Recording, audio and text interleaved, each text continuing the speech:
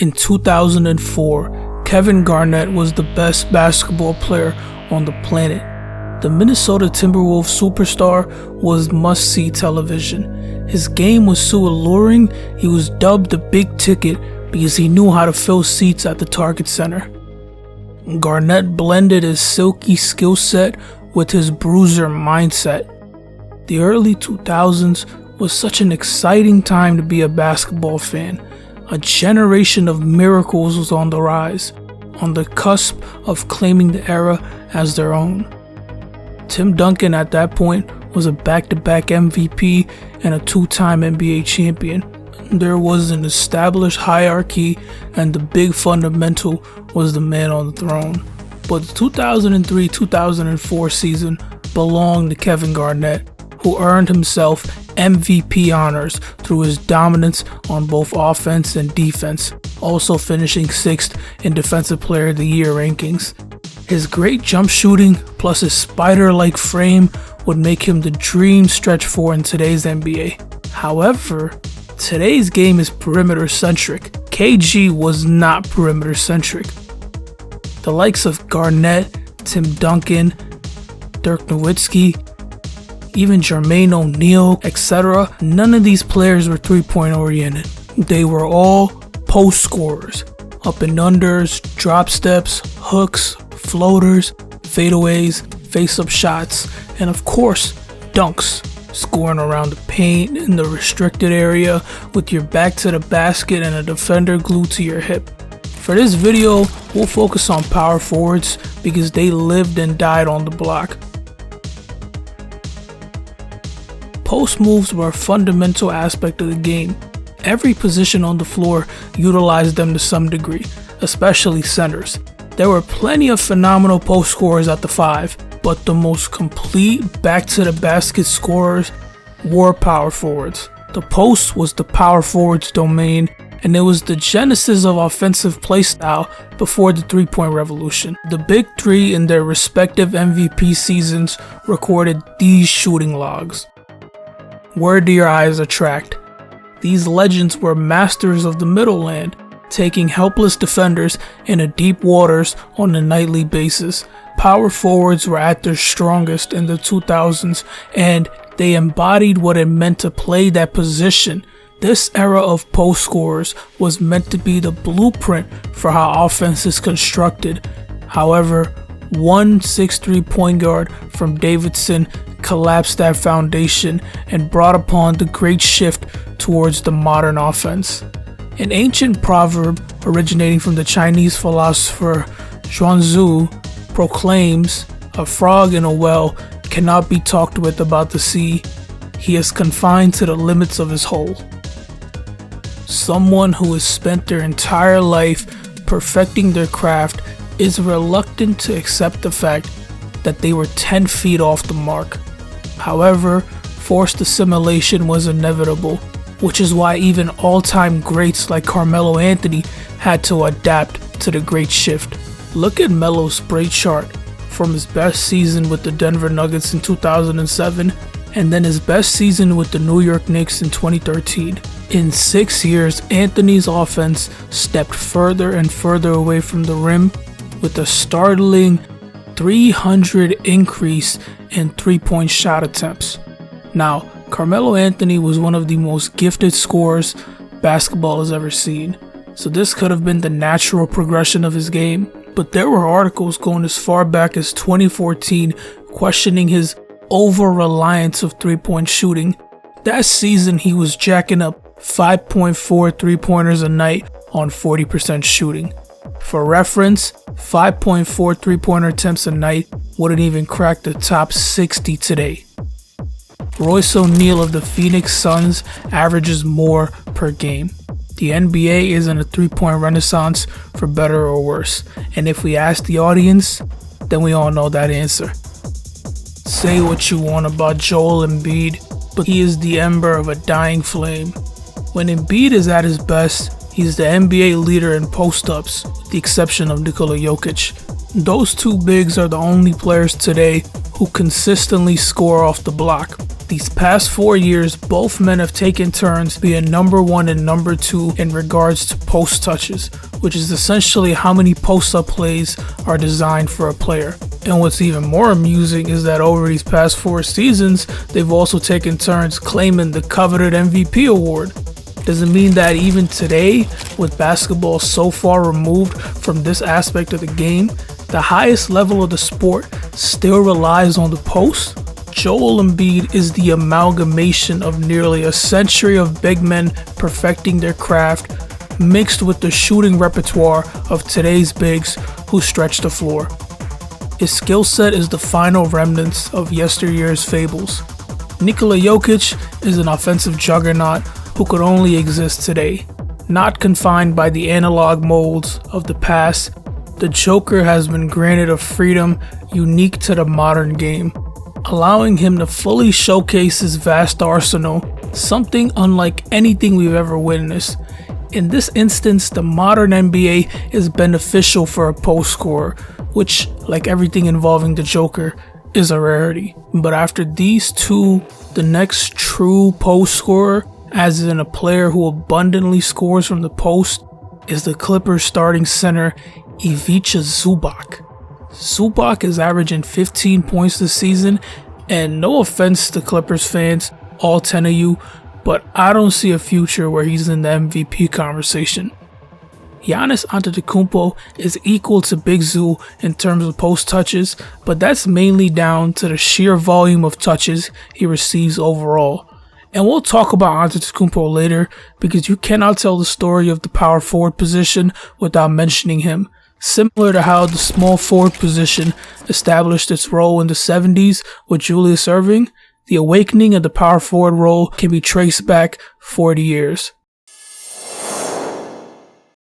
In the 1983-84 season, the Boston Celtics were on a revenge tour after embarrassingly falling in the previous season to the Milwaukee Bucks, led by reigning Defensive Player of the Year Sidney Moncrief and All-Star forward Marquez Johnson.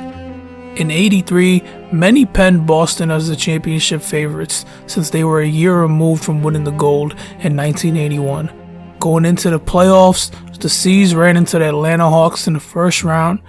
Atlanta was defensively oriented with a bottom-tier offense ranking 19th out of 23 teams in points per game.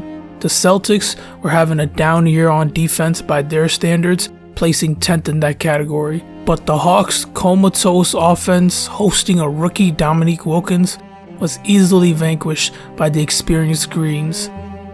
The Boston Celtics move on to play the Milwaukee Bucks. This set the stage for an epic conference semifinal showdown between two Eastern Conference powerhouses. Many expected this series to go the distance, but the Celtics defense could not stop this relentless Milwaukee starting unit. Larry Bird was completely neutralized by Johnson, averaging 19 points, 12 rebounds, and 6 assists on 44% shooting from the field, which are underwhelming numbers for a future 3-time MVP. The Bucks thrashed the Celtics en route to a series sweep, which was an utterly shameful outcome back in those days. Boston had to dig deep and show true resilience if they wished to bounce back from such a defeat, and boy did they ever. The roster reconstruction from 83 to 84 was minimal, with the exception of two things. Number one was the addition of future Hall of Famer Dennis Airplane Johnson, who was the best defensive guard on the planet, not named Sidney Moncrief. Number two was the ascension of Kevin McHale.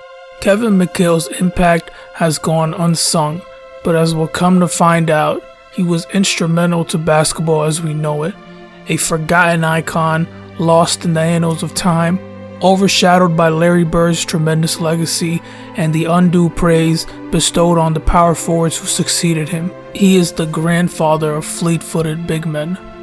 McHale was a trailblazer in an era when the identity of the power forward had yet to be fully defined.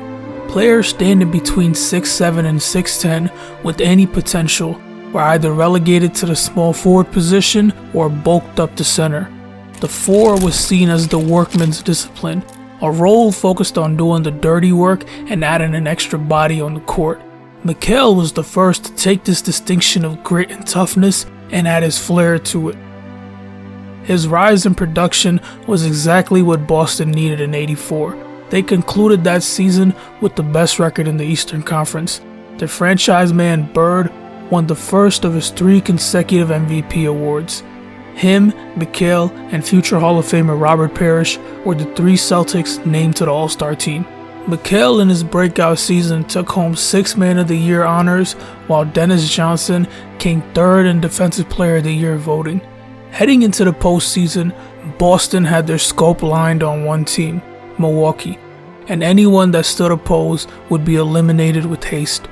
But in those days, the Eastern Conference was a slaughterhouse, with 5 47-plus win teams in the bracket, whereas the West was a 2-horse race between the Portland Trail Blazers and the Los Angeles Lakers. If the Celtics wanted their revenge, wanted to win the NBA championship, they would have to complete a trial by fire. And after winning an all-time matchup against the Knicks that went to Game 7, their rematch versus the Milwaukee Bucks was set, and this time around the Celtics handled business. Larry Bird showed why he was the reigning MVP, averaging 27 points per game, 10 rebounds, 6 assists, and 2.5 steals at a 53% mark in the gentleman's sweep. 6 Celtics averaged 12-plus points per game that series, one of whom was McHale. Boston would go on to win the NBA championship against their faded rival, the Los Angeles Lakers, in a 7-game classic. But LA would return with vengeance the next season, beating the Celtics in a finals redo. By the end of the 1986 season, McHale was a 2-time 6 Man of the Year and was now in the MVP conversation, putting up 21 points, 8 rebounds, and 2 blocks on great efficiency. The Celtics were ravenous for banner number 16, and this dynasty was at their deadliest when they had something to prove. But the landscape of the league was shifting, and in '86, it was apparent that the Magic vs. Bird era was on its way out.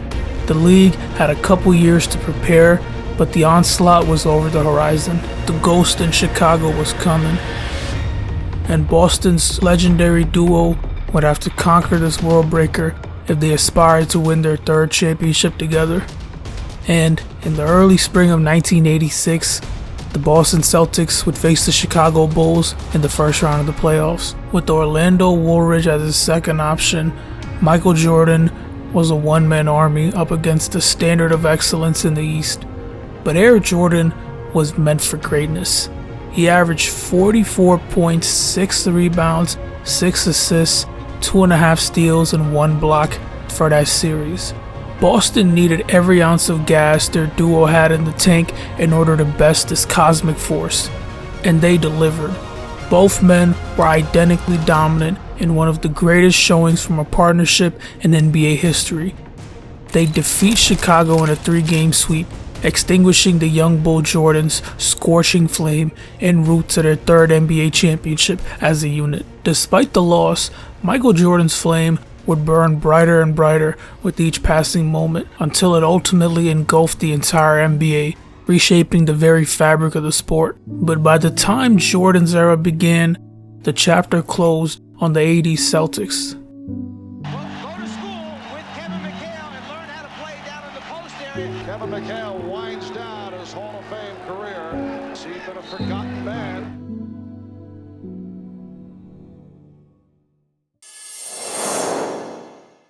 The NBA is one continuous narrative, and the story shifted to the next generation. A young man who'd recently moved to the west side of Chicago was in awe of the living legend residing in his city. And in 1995, while still a senior in high school, the young man got the opportunity to play alongside the Black Cat himself in a pickup game with the rest of the Chicago Bulls. This is a retelling of that event straight from the source. Throw me my shoes. I tied up my joints and hurried down to the court. Pippen says, "You too young to be out here. You just a high school kid." Jordan says, "Just let it go." Then he points to me and says, "You guard Scotty." Right off, Pippen calls for the ball and does a stutter move before launching a big ass 3. But then my natural reflexes kick in. Boom! I dunk. Boom!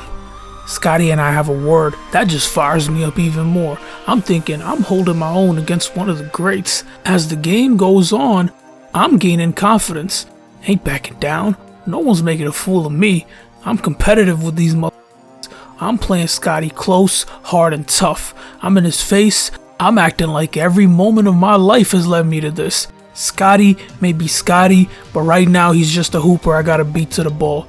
I'm on fire. Eventually, all this physicality came to a crescendo as a confrontation ensued between the young man and Pippen, during which the NBA champion quickly learned the difference and virulence between a professional basketball player and a dude from the west side of Chicago. The run stopped. Jordan left the gym. With a dreadful pink notice stamped to his apartment door, the young man knew what his next move had to be. In the 1995 NBA draft, McDonald's All-American Kevin Garnett would bypass college ball and declare straight out of high school. The expansion Minnesota Timberwolves drafted him 5th overall, the first time since 1975 that a high schooler was selected. The general manager who selected Garnett was impressed after watching him excel during a private workout, and a brief conversation with Isaiah Thomas sold him on the Chicago prospect. The Minnesota Timberwolves general manager was none other than Kevin McHale, who chose Kevin Garnett with his first ever draft pick. Garnett called McHale his sensei and stated numerous times how instrumental he was to his development. McHale invented the power forward position as we know it. Him, Olajuwon, Abdul-Jabbar, and a handful of others are the men responsible for the art of post scoring. Their groundwork is the reason Kevin Garnett and the men who came after him would go on to perfect the craft. So even amongst MVPs and top 10 all-time scorers, Kevin McHale stands as the grandfather of post scoring. And it began when an awkward, lanky big played the bench for a legendary squad who were missing their final piece. This NBA season, from the 24th of November to the 29th, the Boston Celtics played 3 games. Across those 3 games in 6 days, they made a total of 66 three-pointers. The 1984 Celtics, remember? Well, they made 55 three-pointers. Not across 6 days, or 6 weeks, or even 6 months. No, that's how many threes they made that entire season. Basketball is a strange sport, and I promise that wasn't 8 minutes worth of build-up just for that fact. The Boston Celtics today are shooting 50 plus threes a night. Tune in to a Celtics game this season and you'll be treated to 5 out every single possession with guys pulling it from wherever the moment they catch the rock. Now I promised modern offenses aren't that simple. The Celtics are just stacked on talent and they've made offense a math equation. 3s over 2s. You can't penalize teams for playing this way because it's their job to figure out the most efficient path to victory. The onus falls on the league to address this issue, as viewers do not enjoy this style of basketball. People tune in to watch hoops, not a mathematical miracle. The power and power forward is no longer applicable because of this. The position today mainly consists of glorified small forwards who can spread the floor, like Jason Tatum and Jimmy Butler, and if Butler sounds absurd, go look it up. He's been playing the 4 for 3 years now. I mean, a couple years ago, Anthony Davis pretended to be a power forward, but going by the relic definition, the only forwards possessing power are Julius Randle, Paolo Banchero, Pascal Siakam, Draymond Green, and Giannis Antetokounmpo. The math states that 3s and dunks are the most valuable, so Antetokounmpo hyperdrives his finishing. He is a heat-seeking missile, combining speed, agility, and explosiveness with a ferocity akin to his predecessors. Antetokounmpo is too big to be a small forward and too dexterous to be a center, which slots him perfectly as a power forward. But despite being a 4, he is no master of the post. Giannis's back to the basket game is juvenile compared to any post scorer from the past. Even amongst his peers, he's a novice on a block in comparison to Nikola Jokic and Joel Embiid. However, that's the unfortunate reality of post scoring today, an already constrained art form now relegated exclusively to the centers. And that's the funny thing. The death of the power forward position is symbiotic to the death of the post scorer. They are one and the same. And by the looks of it, one day they could all be gone. Every kid who wants to play basketball the old way may be forced to face front, or they'll be left behind. Thanks for watching.